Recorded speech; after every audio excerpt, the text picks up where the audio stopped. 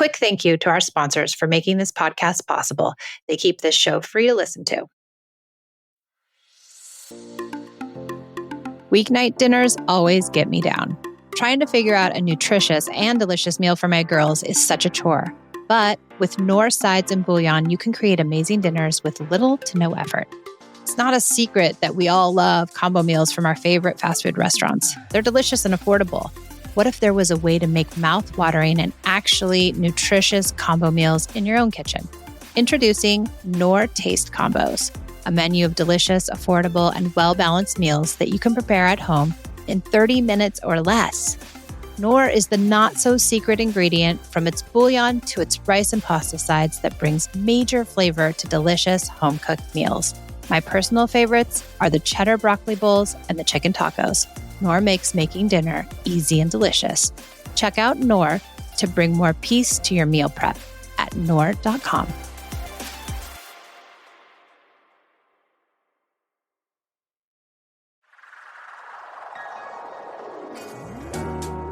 Hi, I'm Michelle, a mother of 2 teens. 13 years ago, I traded in punishments and rewards for connection. Now I prioritize relationship over behaviors, utilize play as a parenting tool, and set limits with empathy instead of consequences. Each week, I share my journey and interview clients, experts, and followers. Thanks for joining me on the Peace and Parenting podcast. I'm so glad you're here.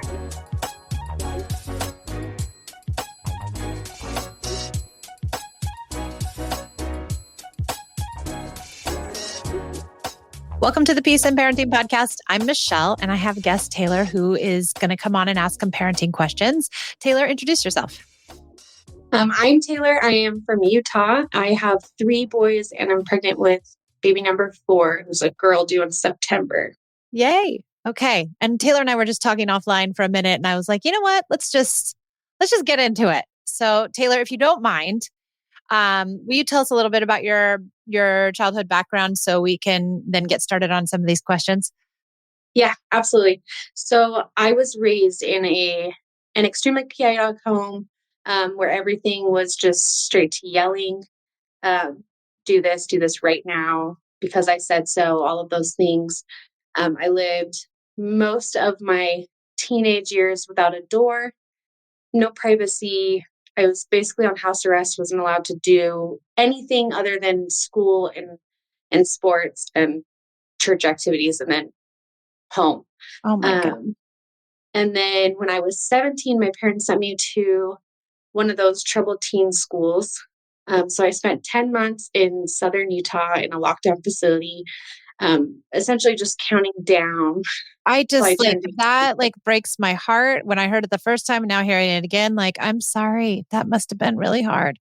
It was definitely not easy. No. So all of this stuff has kind of just come to a head where I have to deal with this and face it instead of keeping it kind of tucked away. It's something I haven't really thought about or talked about I've been out of the facility for 12 years. I've been an adult for 12 years.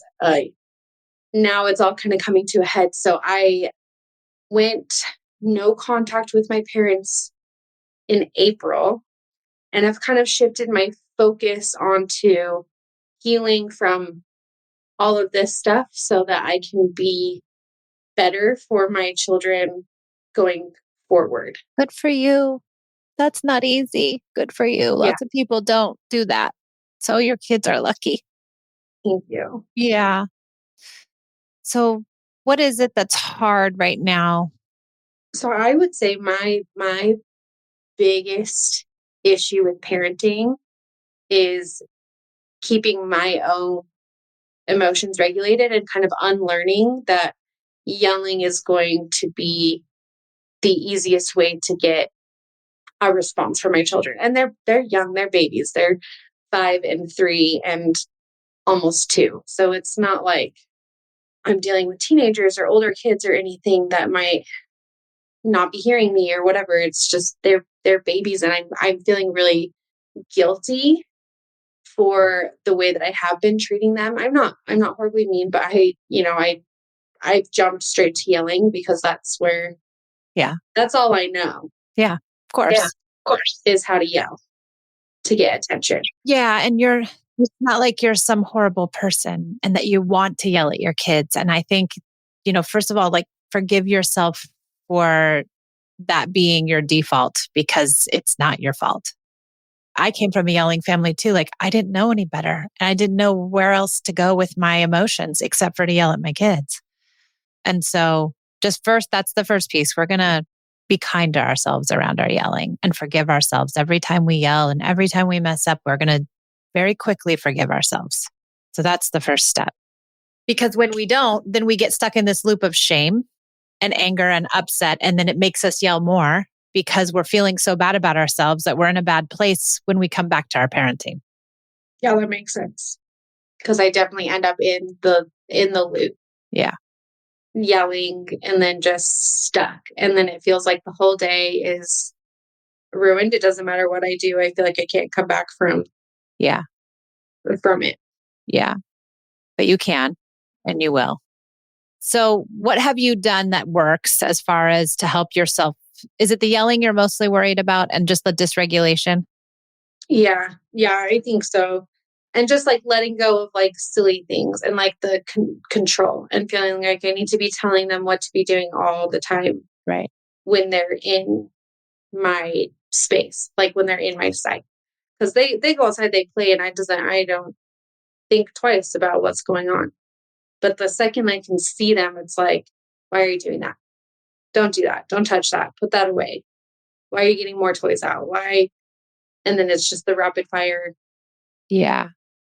And it also goes back to this idea of expectations. Like your parents had these very high expectations of you, obviously. So they expected you to do everything right and be the perfect kid and I don't know what they expected, but they probably had high expectations of you. If you didn't have a door on your bedroom, I'm assuming that they were really hard on you as far as what they expected. Yeah. Yeah. So do you remember what that felt like? Yeah. Yeah. And we don't want your sweet babies to feel like that. So I think for these toddlers, we got to take the expectations down to the ground. Right. They can't do anything. They really can't. They're not going to clean up their toys. They are not going to be nice to their brother. They are not going to sit and eat nicely. They are always going to say the wrong thing. They are going to not do as you ask. Just really expect all of that every single day, because then you can't be shocked. Yeah. And know that every kid that's a toddler is just the same. They're all doing these things. They really are. So that's hard. Yeah, that's right. It is hard. But I think if we come in expecting them to be like organized, neat, quiet individuals, we're really setting ourselves up for a lot of failure. Yeah. Yeah. So tell me, do you notice when you start to get upset and you want to yell, do you notice what happens to your body? Kind of. Like I know I get hot in my chest and my heart starts to beat really quickly. My hands get sweaty and I start to get red in the face. Yeah. Do you have any like physical things that happen? I think me, I get out of breath really quickly. Like I lose my breath, and that could definitely be pregnancy related also. Yeah. But just I lose my breath, and all thoughts are gone. Like there's nothing rational going through my head at all. I am just Angry. I'm just frustrated, and all I can see are the things that I'm angry about. Okay. So if when you get there, if it's like, this is the place where I blank out, that is your moment to make a different choice. That is your moment to say to myself, okay, I don't see anything in my head. I see red. I am not thinking at all. Now I know this is not the time to open my mouth. Yeah. I must close my mouth and walk away. Literally just walk away. Do you at some point, I mean, you obviously come back and have a conversation. I would say if you can muster it, I would say, you know what, mommy's got to go potty right now. I just have to go to the bathroom. We don't want to blame them. Like, I have to leave because you're Yeah. making me mad. But if you can make an excuse, like I need to go to the bathroom, I have to do an email, I got to make a phone call really quick. If you can get to that place, if you can only walk away, that's fine. But if you could say, I have to use the restroom, and you just go in the bathroom and calm down, and then you can come back and hopefully you can engage in a way that's calmer. Okay. There's that pause where you know, we can tell things aren't going well. And sometimes we're on the freight train and I gotta yell. I'm going to get this thing through. I'm going all the way to the end. I'm going to make everyone feel bad because they're not doing what I want to do. And we get on this like track and we can't get off. And if you can get yourself to stop before you get on that train, can make a huge difference. Right. My husband and I had a conversation about this. I don't know. It's been a while. We have really good conversations every once in a while. We're just so bad at implementing some of these things for longer than, 2-3 days or whatever happens. But one thing that we were trying to implement was when we noticed the other person kind of getting to the edge of where they needed to kind of move away, we would prompt them to go do something. It was like a silly task, like, do you need to go put the pillows on the bed, or like something like that. That was kind of like I'm getting over the edge. I need to leave and let this person, let the other one take over. I think we really struggle. We have these conversations. We know we don't want to be doing the yelling and we don't want to be doing all of this stuff. The implementation and the follow through for longer than 2 or 3 days seems to be so difficult for us. I would say that, it's like a diet and people will be like, oh, I broke my diet. I ate chocolate cake and now my diet is ruined. Yeah. Or is it more like, 2 or 3 days I was really good and then I yelled. And then guess what? 2 or 3 more days I was really good and then I yelled. And is that just going to have to be your pattern and the way in which you guys learn? Every time you don't yell, it's a neural pathway that's cemented in your brain. But just because you yell doesn't mean you just throw it all away. Right. I yelled a month ago. I yelled because the garage door stopped working and we had to go to school and my car got trapped in the garage and I couldn't get out. And I was like screaming at everybody. And I was like, oh my God, you call an Uber. Like, what did you do? Like blaming people when it wasn't their fault and like screaming at everyone. And I was like, so you might never get rid of it. Yeah. But if you do it, once every 3 months, that's a lot better than once every 3 days. Yeah. But you just get back on that wagon. You just get back on your train. You just keep working hard at it and don't give up. Don't give up. I need to put sticky notes on like the fridge and the pantry door. You can do it. No more yelling. You're on the right track. Yes. Encourage yourself and encourage each other. Don't feel defeated when you mess up. And I think that's part of our old upbringing too, right? How were mistakes treated when you were growing up? It was the end of the world. Right. And so now when you make a mistake, it's the end of the world. And you probably beat yourself up. Yeah. It's so hard to like turn that switch off. I know. The stuff that you were told for years and years and years and years and years and years and years to be not true. It's really difficult to turn that. It's hard. The other piece is that when you're not punishing your kids and when you're not getting mad at them for their mistakes, you're also healing yourself. Yeah. So you get to have double kind of therapy in it all, right? You get to like work on yourself. And then when you see yourself doing it right with your kids, you're like, yes, they don't have to live with that when they're 18. Yeah. Yeah. We're going to take a break from our show to hear from our sponsors. Without their sponsorship, I wouldn't be able to bring you this incredible show free of charge. So I'll see you back in a few minutes. You going through menopause or perimenopause? It can be a struggle to find comfort in our bodies. Do you experience hot flashes and low mood like I do? Now I use Hormone Harmony. Happy Mammoth, the company that created Hormone Harmony, is dedicated to making women's lives easier.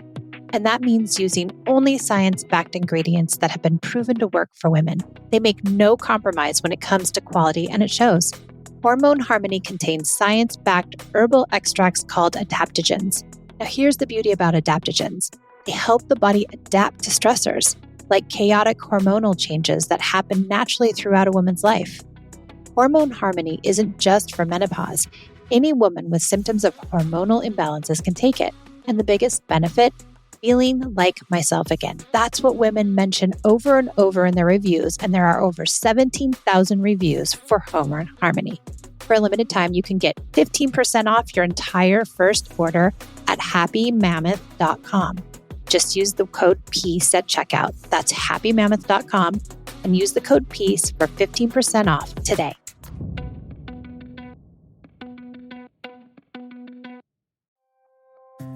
This episode is sponsored by ByHeart.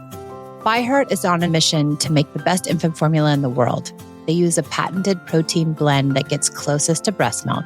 It includes alpha-lac, the most abundant protein found in breast milk, and lactoferrin, the number one protein found in colostrum.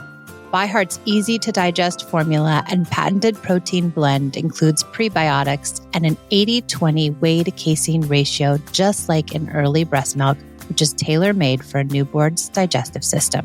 ByHeart is made with certified, clean ingredients, plus it has no soy, corn syrup, GMOs, or palm oil. Curious about ByHeart? Redeem your welcome offer at byheart.com/podcast with code PEACE. It's available for a limited time, so don't miss out.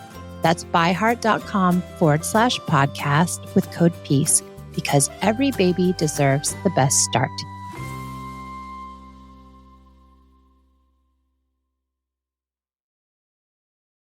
Thanks for supporting our sponsors. Now back to the show. The other piece is that we want to get more connected to the kids so that they don't act like crazy people all the time. So they are crazy people because they're toddlers. And so it's hard. But if we can put in some connection pieces, hopefully we decrease their disconnect and we can decrease lack of cooperation. We can decrease sibling rivalry. We can decrease off-track moments. And if we do that, then we're working on ourselves and we're staying calm. And then we're also getting a little bit better behavior because we have kids who feel more connected. Right. So I'd say daily special time if you're not doing it. That one's super important, 20 minutes a day, because you have 3.5 kids. It might be really hard, but maybe you and your husband can trade off and do every other day where each kid gets a chance to be in charge. It's their 20 minutes. They get to do whatever they want. You have to follow their lead. And that will really increase cooperation, because I think a lot of the reasons why we yell is because our kids don't cooperate. Yeah. Special time helps with cooperation. Yeah. Connection too. I do notice that. I mean, most mornings I try to make a big good morning, like, how'd you sleep? How are you? Love you, miss you. Like, make them feel good, like, first thing in the morning. I do notice that when we have those, they're like really quick to just offer help without like even asking. Like, my 5-year-old's like, oh, this is a mess in here. I'm going to put all the books away. It's like 7:30 in the morning. And I'm like, yeah, cool. Yeah. Cool. Yeah. How do we keep that momentum going all day? Because then I turn on, I've got to do the laundry and I need to make you guys breakfast and we got to rush off to the gym so we're not late for daycare, and we've got to do all this stuff. And then I'm in rush mode. So, okay. So with the 20 minutes special time, is that each kid every day? And each parent with each kid every day. Sorry. That's okay. It works. It really does. And you just said it yourself, but if you're really dedicated to it, it'll keep connection flowing more. Yeah. Yeah. And I think there's something in society around rushing and getting things done that becomes a mommy thing. And if we can kind of unravel that too, like, is it okay if you're late to the gym? Not more than 15 minutes or they charge you $3 per kid. Oh my gosh. Okay, well, we've got 15 minutes. So we can have 15 minutes. Like, if you can just say, okay, I have 15 minutes. I'm not going to, because nobody likes to be rushed, especially a 5-year-old and a 3-year-old. They don't like to be rushed. And the more we rush, I think they can feel it.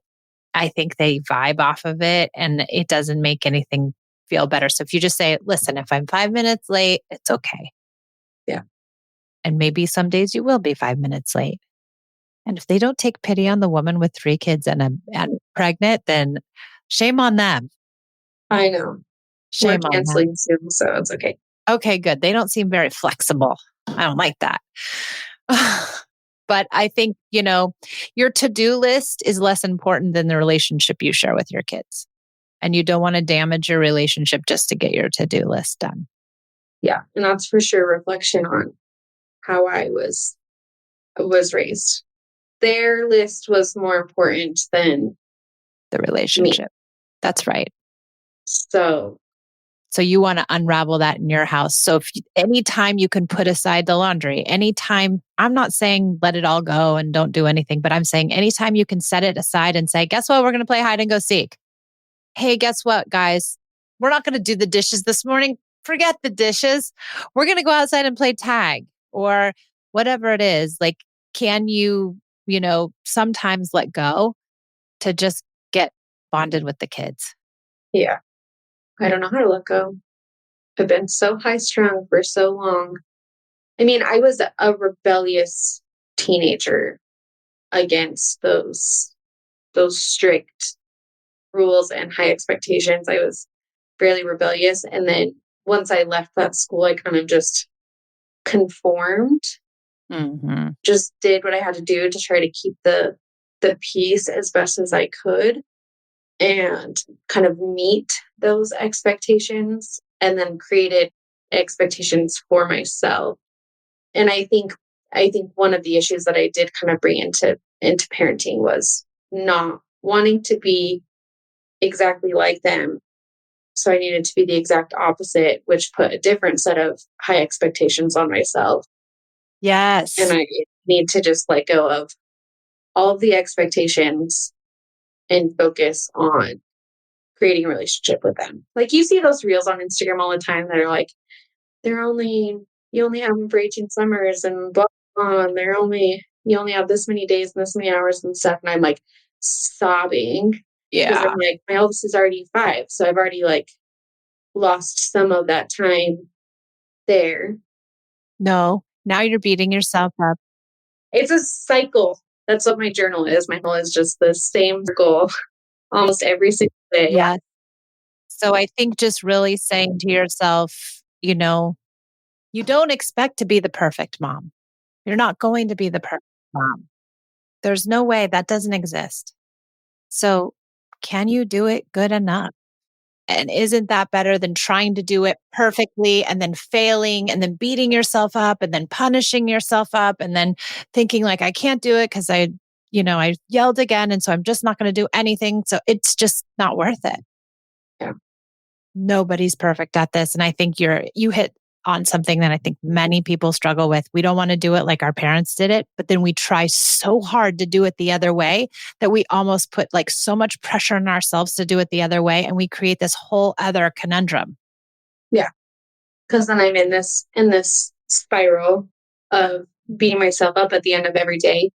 Like we could have a solid day, but that one thing that I said at 12:30 when I was trying to get the youngest down for a nap or whatever, just like sticks. And I'm like, well, tomorrow I'm going to do that.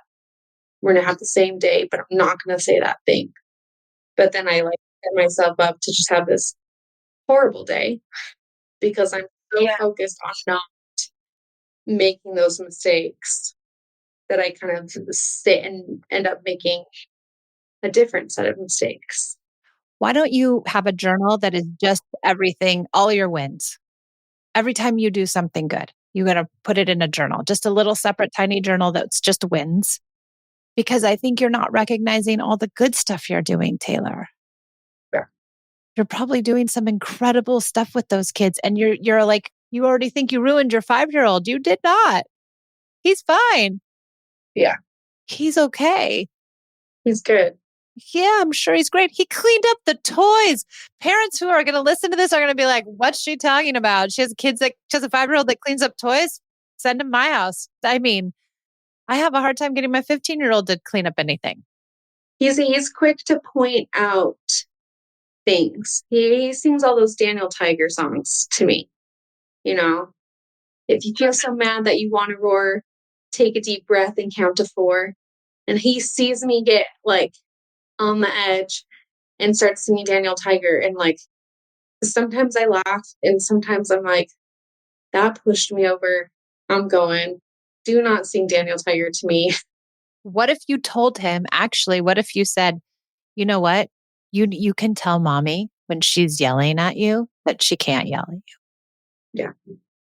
Maybe give him the permission to use Daniel Tiger and give him permission to tell you that you can't yell at him. Yeah. It was one of those instances with him where I was yelling at him that kind of pushed me to kind of take all of this head on, Mhm. where I was yelling. I don't even remember what about, and he's sobbing and he ran away from me and he came back to me later, still crying, and told me that I scared him. Yes. And it Yes. was just like me looking at him crying. I just saw me, like baby Taylor, trying to say that to my parents without getting in trouble Yeah. for saying that I was scared by something they did, or that I was hurt by something that they did to or at me. And so that kind of was like ooh, I'm scaring him and I'm hurting him. Yes. And he also was able to tell you and you heard it. So you're already doing so much better than your parents and you're not recognizing it or acknowledging what a great job you're doing. I'll write it down. Yes, write it down. Write it down in your positivity journal. Yeah. Yeah. I've never realized that I am not giving myself credit for the things that I'm doing. Well, your parents probably never gave you credit. Yeah. Cause I'm so focused on we yelled today or we did this or we did that I'm not even thinking about the rest of the day was Good. great. Yeah. And also probably because your parents always focused on the negative and the wrong and the mistakes and the punishment and that whatever. So that's how you've been wired. That also isn't your fault. But let's start recognizing the good, amazing things that you're doing, the differences you're making in your kid's life than you had, the all the positive moments and all the good work you're doing over there. Definitely needed someone other than my husband and my best friend to like say something. Yeah. I bet it's way better than you think it is. Yeah. You are not alone in your yelling. I yell too. Yeah. Yeah. Okay. Anything else that's come up that's been hard that you wanted? Anything on your list that you wrote down over there? Um, the last thing is kind of just how to like, I don't know. You hear the word boundaries, and I feel like it's kind of one of those words now that like everybody uses, everyone talks about, and blah blah blah. That I like hate even using the word. But like, there's obviously things that my kids can't do Yeah. that's harmful and hurtful, and when they do those things, when they are hurt, I mean, they're three boys. They like wrestle and they would throw things at each other and they hit and they like, I didn't realize that that would start so young, but like they do those things and someone gets hurt, like, or they're hurting each other on purpose, or they're saying mean things to each other. Like 5-year-old has started to like tell his younger brother that he's stupid, and I'm just like, where did you even like decide that that was something that you needed to tell them? Like, what, without punishment, right? Because that's Not going to work. not that's not going to work. But like, how do I handle those things that are clearly just not? Yeah. So it sounds like you're talking about sibling rivalry, really. Yeah. Okay. So not really limits and boundaries, but let's talk about sibling rivalry because I think that's more helpful than limits and boundaries. Here's what I'll say about limits and boundaries. And just as a like overview, when a child is doing well and connected and happy and in a good place, when you tell them no, they're fine with it. When you say we can't do this or we can't do that or we can't, they're fine. When a kid is disconnected and not doing good and you say no or you say we can't or you get put a limit or boundary on someone, they have a hard time. So limits and boundaries aren't about limits and boundaries. Limits and boundaries are really more useful when you have connection. Okay.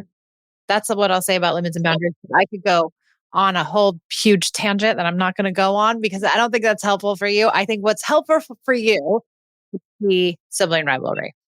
Okay. And so that kind of just goes back to that 20 minutes. Nope. I'll give you a whole new thing. Do the 20 minutes, but when you see the kids starting to fight, get in there right away. Don't let them, keep going. Don't leave it for them to figure out. Don't, you know, I know, my dad would be like, I'll let them fight it out. They'll be fine. Don't do that. Come right in and say, hold on, guys. What's happening here? What's happening? And you might have to get your body in between, even if you're pregnant, you might have to get your body in between and kind of pry them apart. And you ask one child, what happened? And he'll say, he's bothering me. He took my toy. He did this. He did that. And you empathize. Oh, he took your toy. Oh, he hit you. No, my goodness. This is so hard. You guys are struggling. Okay, let me talk to your brother. You talk to his brother. The brother says, well, he took my toy first and he's so mean and he called me stupid. Oh, he took your toy and he called you stupid. Man, I'm sorry. This is hard, guys. This is really hard. You listen to them because they're offline. And what you want to do is get them back online, and empathy gets them back online. Empathy for both of them as long as you can, because you want them to feel heard, because you're trying to get them to calm down. Always remember, in a sibling fight, nobody's right and nobody's wrong. Even if somebody hits or calls somebody else stupid, it doesn't mean that they're wrong, because we don't know what happened before. We don't know what happened 2 weeks ago. We don't know what happened 2 hours ago. We don't know any of this stuff. So it could be retaliation, and everybody plays a part in these fights. And when we tell a child, you're wrong, don't do that, you can't say stupid. We don't say stupid in this house. Where did you hear that? You can't call your brother that. He's not stupid, blah, blah, blah. Now that child thinks we've taken the other child's side. Mm-hmm. He knows he's not supposed to say stupid. He understands. He's 5 years old. He knows he's not supposed to say that, and he knows what it means, and he knows he's being mean, but he's in a bad place and he didn't know what else to do. Just like when we're yelling, we don't need someone to tell us. We don't need someone to sing us Daniel Tiger when we yelled. He doesn't need someone to say, don't call him stupid, because he already knows, even though he's 5. So then when you can get them calmed down, if you can't get them calmed down, then that's it. You just separate and that's the end of it. If you can get them to calm down, you can say, guys, what should we do next time so this doesn't happen? Child A, what do you think? He shouldn't push me. Okay. Child B, what do you think? He shouldn't call me stupid. Well, that sounds good. I think that these are good ideas, guys. Let's try to do that from now on. Okay. That's it. No blame, no shame. Nobody's in trouble. No one's wrong. No one's right, because we don't want a victim and we don't want a villain. We want just 2 kids having a conflict where nobody has to feel like they are wrong, or nobody has to feel like mommy's coming to my aid because I'm the victim, and she's always going to be on my side, and she's always going to tell my brother that he's wrong, and so I'm protected. We don't want that either. That makes sense. Make sense? Okay, good. Yeah. That should be super helpful, I think. You'll have to practice with it a bunch. Yeah. But over time, it'll work itself out. Because I do, the first thing I do, like, what's happening here? But then, like, I just don't even want to get involved. I know. So I try to just, like, send them off to their own. You go do this, you go do that, and move away from it, instead of kind of moving into it, de-escalating, game plan, and then sending them on their way. We want them to resolve their conflict. And sometimes we have to teach them how. And sometimes you'll have to say, okay, child A, tell child B how you feel. Tell him, I don't like it when you hit me. Okay. Yeah, you told him. Okay, child B, you tell your brother now. How did it feel? I don't like it when you call me stupid. You can really coach them into talking to one another as they get used to it, as they get older, as the little one becomes more verbal, as the third one becomes verbal. Now you're going to have like this 3-way thing going on. And so you're going to have maybe 3 people to de-escalate. And so you keep progressing with this coaching. And pretty soon they'll be able to do it themselves. Yeah. Okay. Good? Yeah. What was the most helpful thing that we talked about? I think, first of all, just having a third party tell me I'm I'm doing good is helpful. I'm like trying not to cry. Um, and then let's see, I was writing down little snippets. I do think that that whole, what we just talked about, the sibling rivalry and how to kind of de-escalate that is huge. Cause that's a every single day, multiple times an hour I'm sure. thing that I'm dealing with. And so having a little bit more to build on to kind of hopefully facilitate that. And then the daily special time. Yeah. Yep. Good. Taylor, you're doing amazing. I mean, from your background to where you are now and all the things that you're doing that are differently, you should really, really be proud of yourself. Thank you. Your kids are lucky. Thank you. Thank you for sharing with me. I really appreciate it. And thank you for following and being one of my people. It's been such a pleasure to get to know you. Thank you. I appreciate the help. Okay. I'll see you somewhere in the online world. Probably.